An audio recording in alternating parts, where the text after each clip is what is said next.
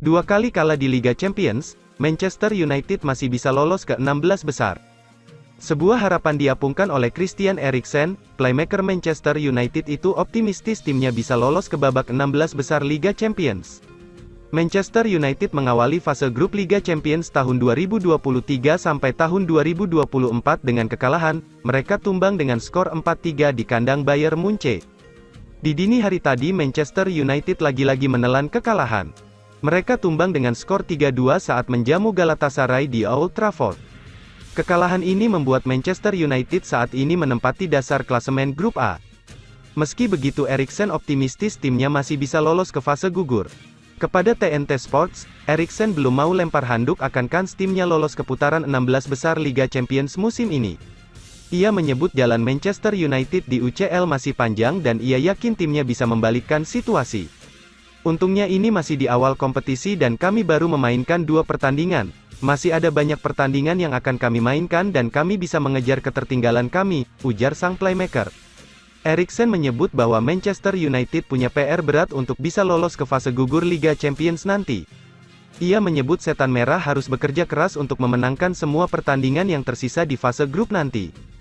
Kami tahu bahwa kami harus memenangkan semua pertandingan yang tersisa untuk bisa lolos ke babak berikutnya, jadi kami akan bekerja keras untuk itu, ia menandaskan. Manchester United baru akan bermain lagi di Liga Champions di akhir Oktober tahun 2023 nanti. Mereka dijadwalkan akan menjamu Copenhagen di Old Trafford pada tanggal 25 Oktober tahun 2023 mendatang.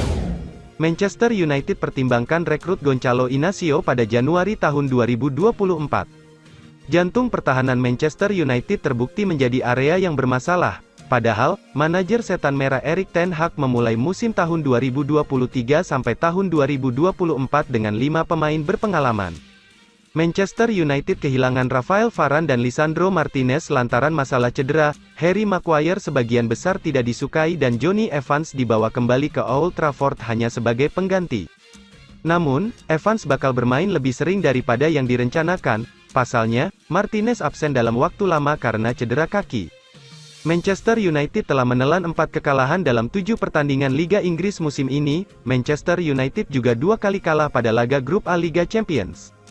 Hasil itu membuat Ten Hag ingin mendatangkan pemain baru di jendela transfer Januari tahun 2023. Pemain sayap baru mungkin menjadi prioritas utama, tapi merekrut bek tengah baru bisa menjadi pilihan lain. Menurut The Sun, Manchester United sedang mempertimbangkan tawaran untuk bek Sporting Lisbon Gonçalo Inacio. Tawaran itu akan diberikan pada awal tahun depan. Gonçalo Inacio telah berkembang dengan Sporting Lisbon dari sistem akademi. Pemain berusia 22 tahun ini sekarang menjadi pemain kunci dengan membuat total 130 penampilan di semua kompetisi. Sebanyak 11 gol dan 8 assist telah dibuatnya. Sejak itu Inacio menjadi pemain timnas Portugal di bawah asuhan Roberto Martinez. Namun, tidak mudah bagi Manchester United untuk mendapatkan tanda tangan Inacio, sebab, Sporting dalam posisi yang kuat untuk mempertahankan Inacio setelah memperpanjang kontraknya hingga 2027 pada Agustus lalu. Ada yang mengklaim pencari bakat Manchester United telah diberi tugas untuk menilai Gonçalo Inacio selama beberapa bulan mendatang, ini untuk menentukan apakah dia akan menjadi rekrutan yang cocok pada Januari tahun 2024. Selain itu, diyakini ada klausul pelepasan 60 juta euro dalam kontraknya, ini memberikan peluang bagi Manchester United untuk berusaha keras melakukan transfer. Banyak hal mungkin bergantung pada apakah Inacio akan langsung tampil di tim utama di Old Trafford, dengan Sporting saat ini tidak terkalahkan dan duduk di puncak klasemen Liga Portugal. Andre Onana dirujak fans Manchester United, Erik ten Hag pasang badan lagi. Manajer Manchester United, Erik ten Hag kembali memberikan pembelaan terhadap Andre Onana. Ia menilai sang kiper masih jadi sosok yang dibutuhkan bagi Manchester United. Seperti yang sudah diketahui, Onana menjalani start yang buruk di Manchester United. Ia beberapa kali membuat blunder yang membuat para fans Setan Merah meradang. Dini hari tadi, Onana kembali berulah. Sang kiper membuat blunder fatal yang mengakibatkan Manchester United mendapatkan penalti dan Casemiro harus menelan kartu merah. Situasi ini membuat para fans Manchester United meradang. Di media sosial, mereka merujak abis sang kiper atas performa buruk tersebut. Erik ten Hag lagi-lagi enggan untuk menyalahkan Onana atas kekalahan timnya atas Galatasaray tersebut. Ia percaya bahwa Onana merupakan kiper yang hebat yang bakal membuat banyak kontribusi gemilang bagi Setan Merah. Ten Hag menilai bahwa Onana mungkin saat ini mengalami krisis kepercayaan diri.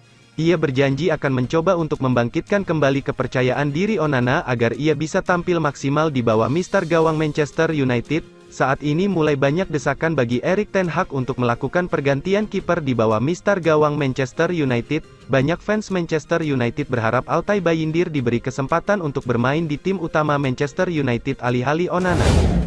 Jadon Sancho dikonfirmasi tinggalkan Manchester United. Jadon Sancho dikonfirmasi tinggalkan klub Liga Inggris Manchester United pada bursa transfer Januari tahun 2024. Dilansir Tim Talk, Jadon Sancho saat ini tengah dekat dengan pelatih Borussia Dortmund, Edin Terzic, karena bersiap untuk angkat kaki dari Manchester United. Jadon Sancho dibekukan oleh Erik ten Hag buntut adanya perselisihan antara keduanya pasca pertandingan Liga Inggris Arsenal vs Manchester United.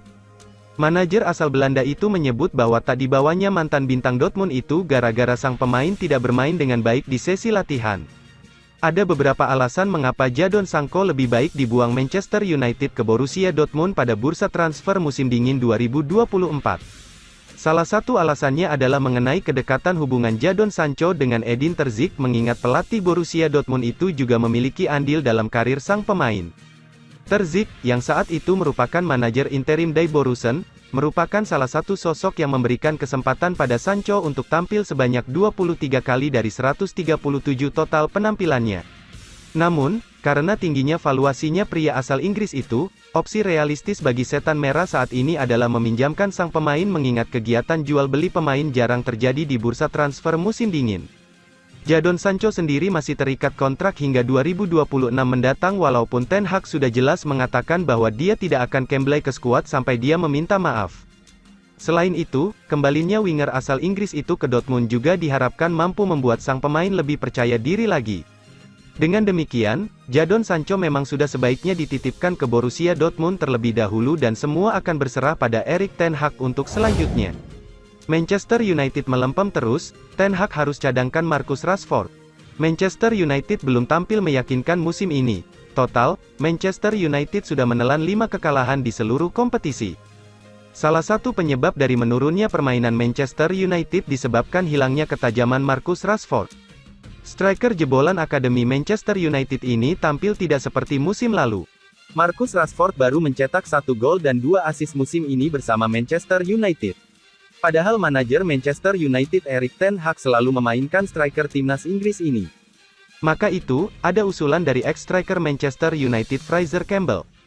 Dia berharap Erik ten Hag harus mempertimbangkan untuk mencadangkan Rashford agar motivasinya terlecut lagi. Fraser Campbell menilai Ten Hag harus berani cadangkan Rashford, ini demi membuat motivasinya berlipat lagi. Terkadang, Anda dicadangkan di tim. Anda lalu berpikir, tunggu dulu, saya pemain bintang musim lalu, saya main bagus, jadi ini mungkin mengubah mentalitasnya, kata Campbell seperti dikutip MU TV. Dia mungkin akan berlatih lebih keras, ini mungkin sesuatu yang dibutuhkannya untuk memacu dia main bagus di laga berikutnya. Campbell sangat kecewa dengan permainan Rashford saat melawan Crystal Palace, menurut dia, Rashford seperti tak kelihatan. Dia tak tampil bagus lawan Palace. Dia tak menunjukkan permainan terbaik dan tak terlibat di permainan, seperti yang biasa Anda lihat, kata Campbell. Anda harus membuatnya memanaskan kembali silinder kekuatannya, jadi sekarang semua tergantung manajer apakah mau mencadangkan dia. Di Anggurin Tuchel, Matthijs de Ligt bakal bereuni dengan Erik ten Hag di Manchester United. Ada rumor baru beredar seputar masa depan Matthijs de Ligt, sang bek berpotensi untuk melanjutkan karirnya di Manchester United pada tahun 2024 nanti. De Ligt sebenarnya masih belum lama bergabung dengan Bayern Munchen, bek timnas Belanda itu direkrut dari Juventus pada tahun 2022 silam. Memasuki musim keduanya di Bayern, De Ligt mengalami situasi yang sulit. Ia mulai tersisih dari skuad Die Roten sehingga jam bermainnya kini menjadi minim. Situasi De Ligt ini ternyata dipantau Manchester United. Vicajes melaporkan bahwa Setan Merah akan mencoba merekrut sang bek di tahun 2024 nanti. Laporan tersebut mengklaim bahwa Manchester United sangat tertarik memboyong De Ligt di musim dingin nanti. Saat ini Manchester United mengalami krisis bek tengah. Pasalnya Lisandro Martinez harus menepi beberapa bulan ke depan akibat cedera. Situasi ini dianggap Erik ten Hag tidak optimal bagi timnya, jadi ia butuh mendatangkan bek tengah baru di tahun 2024 nanti. Laporan itu juga mengklaim bahwa Erik ten Hag sangat tertarik untuk menggunakan jasa De Ligt di musim dingin nanti. Ia adalah sosok yang mengorbitkan sang bek saat mereka masih di Ajax. Ten Hag tahu betul bahwa De Ligt sangat cocok dengan gaya bermainnya. Itulah mengapa ia meminta manajemen Manchester United untuk mencoba mengontak Bayern Munchen untuk mendatangkan sang bek di bursa transfer yang akan datang. Manchester United sendiri kemungkinan tidak bisa langsung membeli De Ligt. Karena sang bek memiliki harga yang cukup mahal, Setan Merah akan mengeksplorasi opsi peminjaman terlebih dahulu dengan opsi pembelian permanen di akhir masa peminjaman.